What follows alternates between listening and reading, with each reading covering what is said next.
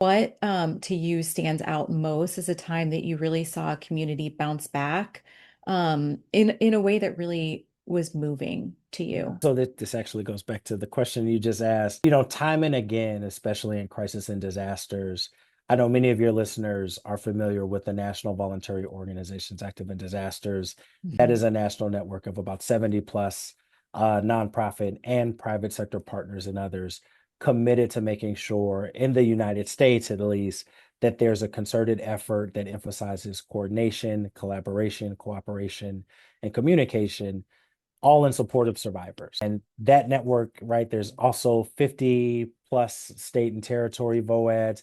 And that is an ecosystem. Every crisis, just remarkable stories of the Mhm. Buddhist community working with the Jewish community and Christian based organizations, logisticians connecting with folks who rebuild homes and distribute commodities.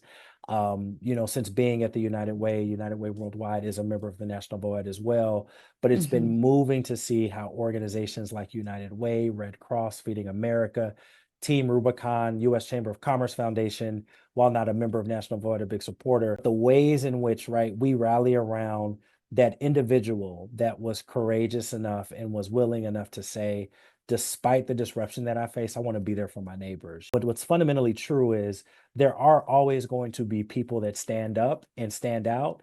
And what I love about what stands out about those moments is that you then have a community of, or a whole network of organizations that wrap around that person or that community group and Yes. really tries to lead through the harder parts of disaster response and recovery.